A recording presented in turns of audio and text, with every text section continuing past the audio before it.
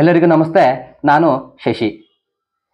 ಯಾರ್ಯಾರು ಸನಾತನ ಸಂತೆ ಯೂಟ್ಯೂಬ್ ಚಾನಲಲ್ಲಿ ನೋಡ್ತಾ ಇದ್ದೀರೋ ಅವರು ಸಬ್ಸ್ಕ್ರೈಬ್ ಮಾಡ್ಕೊಳ್ಳಿ. ಹಾಗೆ ಯಾರ್ಯಾರು ಫೇಸ್ಬುಕ್ಕಲ್ಲಿ ನೋಡ್ತಿದ್ದೀರೋ ಅವರು ಫಾಲೋ ಮಾಡಿ. ನಿಮ್ಮೆಲ್ಲರ ಬೆಂಬಲ ಹೀಗೆ ಮಾಡ್ತಾ ಇರಿ. ನಾವು ಈ ಹಿಂದೆ ಕೂಡ ರಾಮನ ಅವತಾರದ ಮುನ್ಸೂಚನೆ ಒಂದು ಭಾಗ ಆಗಿದೆ, ಹಾಗೆ ರಾಮನ ಅವತಾರ ಕೂಡ ಒಂದು ಭಾಗ ಬಂದಿದೆ.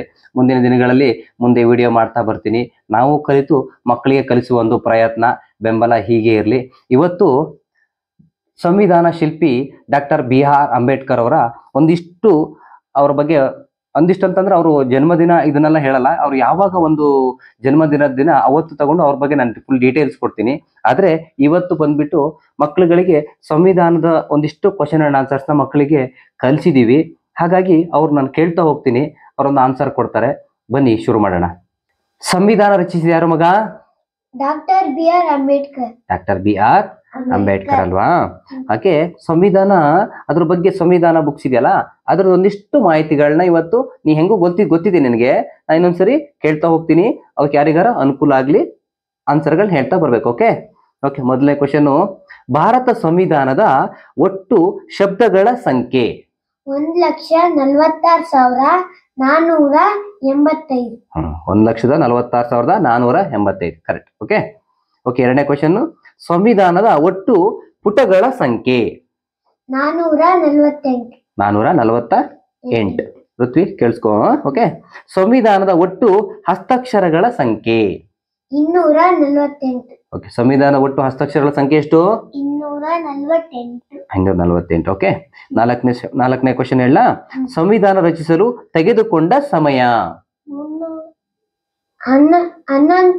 2 ವರ್ಷ 11 ತಿಂಗಳು 18 ದಿನ. ಸಂವಿಧಾನ ರಚಿಸಲು ತೆಗೆದುಕೊಂಡ ಸಮಯ ಎಷ್ಟು ಹೇಳು? 2 ವರ್ಷ 11 ತಿಂಗಳು 18 ದಿನ. ಓಕೆ ಸಂವಿಧಾನದ ತೂಕ? 32 ಕಿಲೋಗ್ರಾಂ. ಎಷ್ಟು ಹೇಳು? ಸಂವಿಧಾನದ ತೂಕ ಎಷ್ಟು ಹೇಳು? 32 ಕಿಲೋಗ್ರಾಂ. Very good. ಓಕೆ ಸಂವಿಧಾನ ರಚಿಸಲು ಒಟ್ಟು ಖರ್ಚಾದ ಹಣ? 64 ಲಕ್ಷ. 64 ಲಕ್ಷ.